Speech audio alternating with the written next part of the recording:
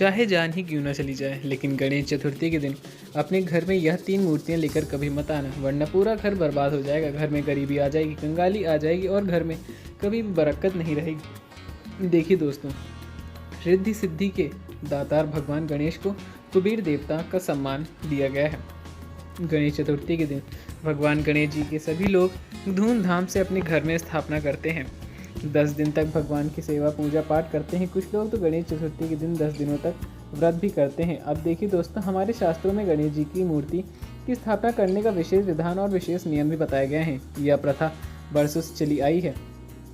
लोग अपने घर में गणेश जी की स्थापना करते हैं, बाजारों में गणेश जी की मूर्तियाँ लेकर आते हैं। कई लोग तो घर में ही मिट्टी की और गोबर की गणेश जी ही बनाते हैं। लेकिन देखिए, जाने अनजाने में हम कई बार ऐसी कुछ अशुभ मूर्तियाँ अपने घर में लेकर आ जाते हैं, जिनकी वजह से हमें बहुत बुरा खामियाजा भुगतना पड़ता है। वैसे तो भगवान गणेश की किसी भी रूप में अशुभ नहीं कहलाते, वह तो शुभ हैं। शुभ और लाभ उनके ही पुत्र हैं।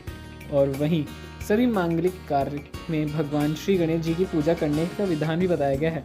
सर्वप्रथम भगवान श्री गणेश जी का पूजन होता है। स्थापित कोई मांगलिक कार्यक्रम, शुभ कार्यक्रम प्रारंभ उन्हीं से होता है। उन नियमों का पालन करना बहुत ज़रूरी है, क्योंकि अगर गलती से भी एक भी नियम छूट जाता है तो हमारी पूजा खंडित मानी जाती है। भगवान श्री गणेश जी भी उस पूजा को ग्रहण नहीं करते हैं और ना ही ऐसी मूर्तियों का विधान हमारे शास्त्र में मिलता है। आप सभी से हाथ जोड़कर विनती है कि सबसे पहले तो आप सभी इस वीडियो को लाइक कर दीजिए और कमेंट बॉक्स में ओम गणेशाय नमः अवश्य लिख दीजिएगा। देखिए दोस्तों, भगवान श्री गणेश जी का महापर्व आने वाला है। 26 अगस्त 2025 बुधवार को गणेश चतुर्थी का पर्व है। अब लोग क्या करते हैं कि वह जब घर में मूर्ति लेकर आते हैं तो घर में स्थापित होने वाली, दुकान में स्थापित होने वाली और बाहर पंडाल में स्थापित होने वाली सभी मूर्तियों का रूप और सभी मूर्तियों के नियम अलग अलग बताए जाते हैं।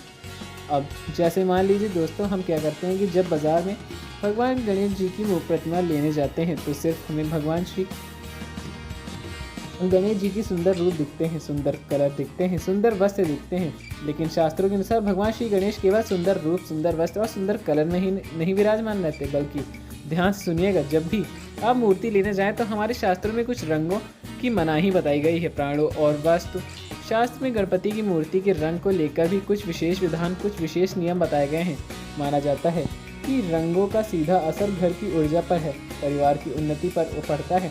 हम भगवान गणेश जी की मूर्ति घर में स्थापित तो करते हैं ताकि हमारे घर में सुख शांति बनी रहे, ऊर्जा आए, उन्नति आए, महालक्ष्मी आए और किसी प्रकार का कोई कष्ट न रहे, किसी प्रकार का कोई दुख हमें ना झेलना पड़े। तो इसी के चलते देखिए, सबसे पहला जो कलर है वो गहरे लाल रंग की मूर्ति घर में कभी नहीं लेकर आनी चाहिए। गहरा या लाल रंग यानी कि जो हमारे खून का कलर होता है, जो खून का रंग होता है, उसे घर में कभी भी भूल कर भी नहीं लाना चाहिए। उसके पीछे का मान्यता क्या है कि मैं आपको बताता हूँ कि बहुत गहरे खून जैसे लाल रंग की प्रतीका घर में क्रोध और कलह का कारण बन जाती है। इससे आए दिन घर में लड़ाई झगड़े, विवाद, मानसिक प्रताड़न सब होने लगता है। जब भी आप घर दुकान में अपने स्थापना के लिए गणेश जी को लेकर आएँ तो लाल रंग के लेकर आएँ या फिर सिंदूर के लेकर आएँ, लेकिन गाढ़ा लाल रंग टालना और ना ही किसी विधि विधान में काले रंग की मूर्ति आप लाइएगा, क्योंकि काले रंग की मूर्तियां रखना भी बहुत अशुभ माना जाता है। माना है कि काले रंग की हाथी का भी होता है और भगवान श्री गणेश जी को जो मुख लगा था वह भी काला ही था, लेकिन पूरी तरह काले रंग गणपति घर में रखने से नकारात्मक ऊर्जा बढ़ने लगती है, यानी कि आसपास का वातावरण ही नकारात्मक शक्ति से भर जाता है। देखिए, भगवान गणेश जी तो अति सुंदर हैं, उनकी क्यूट यानी कि छोटे छोटे मुख की और बाल गणेश की मूर्ति लेकर आए घर में। अब देखिए, काले रंग की गणपति की मूर्ति लाने से बहुत अशुभ प्रभाव पड़ता है। क्यों? क्योंकि इसे शनि ग्रह का रंग माना जाता है और यह आपके घर में शांति की जगह अशांति ला सकता है। इसलिए दोस्तों, आप सभी को ध्यान रखना चाहिए कि काले रंग की मूर्ति भी बिल्कुल वर्जित मानी गई है। अपने घर में कभी भी काले रंग की मूर्ति नहीं रखना चाहिए और ना ही बाजार में खरीद कर लेकर आना चाहिए। उन्हें ना ही काले रंग के वस्त्र पहनाना चाहिए। देखिए, बहुरंगी, बहुत चटक और भड़की रंगी वाली मूर्ति भी हमारे शास्त्र में पूरी तरह से प्रतिबंधित बताई गई है। जिन मूर्तियों पर भी बहुत अधिक चमकीले या अजीब रंगों का विचरण होता है तो उन्हें घर में भी नहीं रखना चाहिए। इससे जो मन है वह भटकता है और मन भटकता है तो फिर जीवन में स्थिरता बिल्कुल भी नहीं रहती है, जीवन बिल्कुल भी स्थिर नहीं रहता है।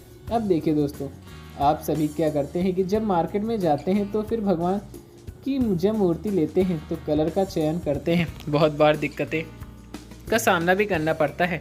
हमें ध्यान रखना चाहिए कि बहुत सोच समझकर ही गणेश जी की भगवान हैं, रिद्धि सिद्धि के दातार हैं, सर्वप्रथम पूजनीय देवता उन्हें ही माना गया है। कि गणपति जी का ही मजाक बनाने लगे कि हमें बर्दाश्त नहीं होता है।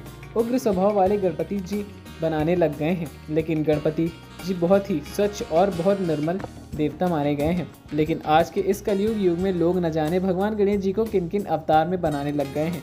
कोई गणेश जी को राधा कृष्ण बना रहता है और राधा कृष्ण देवी देवता अलग हैं, भगवान गणेश जी अलग हैं।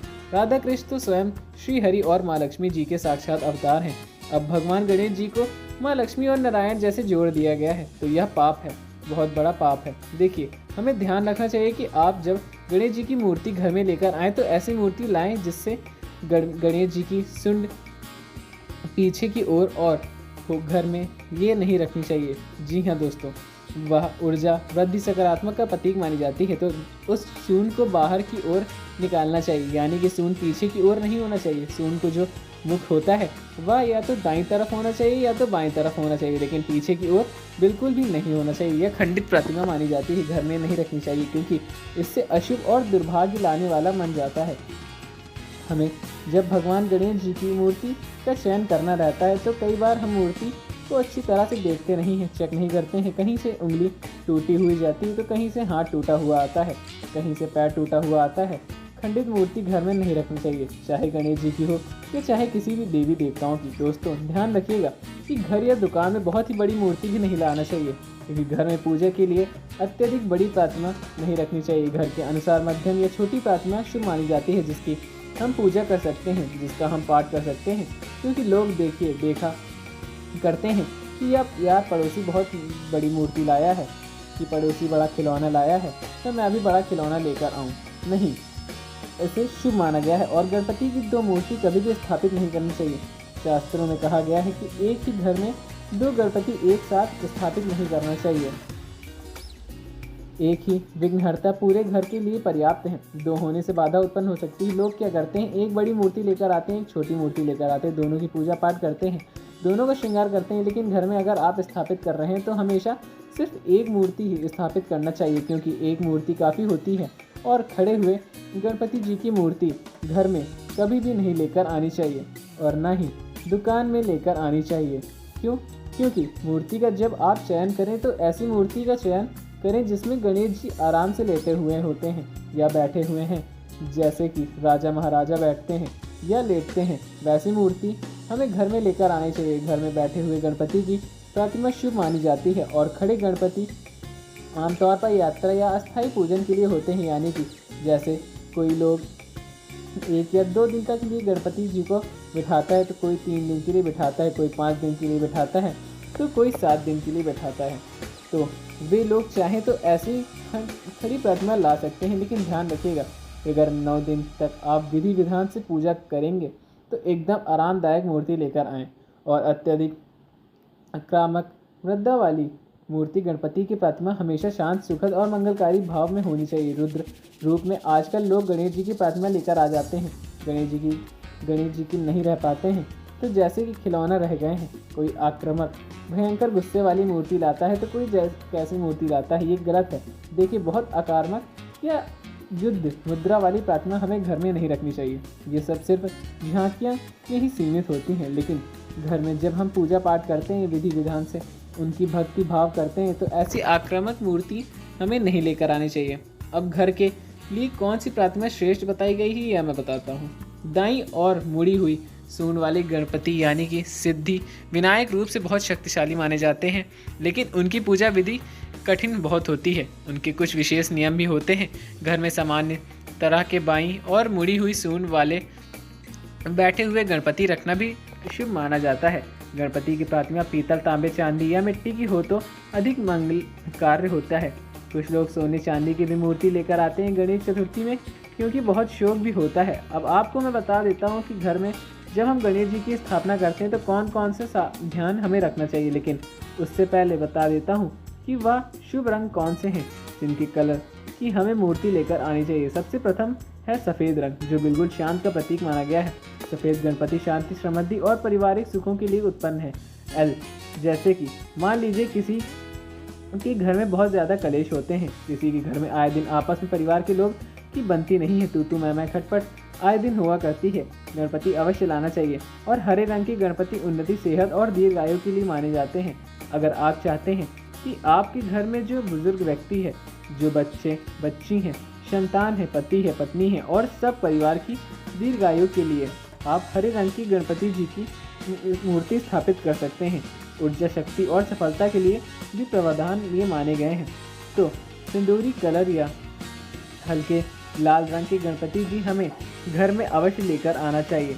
और पीतल सुनहरे रंग के गणपति धन, वैभव और व्यापार में वृद्धि के लिए बहुत शुभ माने गए हैं। देखिए, पीतल के या सुनहरे रंग के गणपति जी की खासकर हमें दुकान में अवश्य स्थापित करना चाहिए। जब हम आप रोजी रोटी का रोजगार बैठाते हैं तो वहाँ पर भी भगवान गणेश जी की दाईं ओर और सूंड मुड़ी रहती है। जो पूजा है वो कठिन और शास्त्र के नियम के वर्जित मानी जाती है। इनकी पूजा करने से अनेक कष्ट हट जाते हैं, इसीलिए इनको विघ्नहर्ता कहा भी जाता है। तो उसका विशेष महत्व इसमें बताया गया है। अब दोस्तों, इनको दाईं और मुड़ी हुई सूंड वाली मूर्ति, इसे सिद्धि विनायक अत्यंत शक्तिशाली भी कहा जाता है। इस रूप में माना गया है कि इसका अर्थ है कि यह सूर्य और अग्नि का प्रतीक भी माना जाता है। इसे कहते हैं कि बिना विपरीत फल भी दे सकती है, क्योंकि देखिए दाईं और मुड़ी हुई सूंड के नियम बहुत कठोर बताए गए हैं। बताया जाता है हमारे शास्त्रों में है कि ऐसे गणपति को घर में तभी रखें जब आप या परिवार में कोई व्यक्ति नित्य और नियम पूर्वक पूजा कर सके। दक्षिणव्रती गणपति की पूजा में शुद्धता, नियम, विशेष मंत्र और ब्राह्मण की सहायता आवश्यक होती है। और इनकी आराधना में दीपक हमेशा दाहिनी और दक्षिण दिशा में रखना चाहिए। और इनको मोदक, सिंदूर और गन्ना अर्पित करना बहुत शुभ माना जाता है। लेकिन नियम के साथ साथ इसके कुछ लाभ भी हैं। इन गणेश जी की पूजन से इच्छाओं की शीघ्र पूर्ति होती है, व्यापार में अपार वृद्धि होती है, आर्थिक सिद्धियां होती हैं। और लापरवाही करने से बचना चाहिए, क्योंकि लापरवाही से पूजा करने पर भी अशुभ फल भी मिल सकता है। और यदि नित्य नियम ना हो पाए तो ऐसे गणपति को केवल मंदिरों में ही स्थापित करना चाहिए, घर में बिल्कुल भी स्थापित नहीं करना चाहिए। तो यह हो गई दाईं और मुड़ी हुई सूंड की बात। इसका यह अर्थ है कि चंद्रमा और स्त्री शक्ति का प्रतीक भी माना जाता है। यह शांति, समृद्धि और पारिवारिक सुख को बढ़ाता भी है। इसके भी कुछ खास नियम हैं कि घर के सामान्य पूज और दैनिक भक्ति के लिए यही सबसे उपयुक्त साधारण सरल विधि है, जो पूजा करने पर शुभ फल मिलता है। इनकी पूजा में मिठाई, मोदक, लड्डू और लाल फूल अर्पित करने चाहिए। चंदन, कपूर और दूर्वा घास इनको अति प्रिय है। देखिए, इस मूर्ति को स्थापित करने से घर में शांति बनी रहती है, धन, वैभव और सौभाग्य में वृद्धि भी होती है। दोस्तों, वीडियो अच्छी लगी हो तो वीडियो को लाइक करके चैनल सब्सक्राइब जरूर करें। मिलते हैं आपको अगली वीडियो में, तब तक के लिए धन्यवाद। जय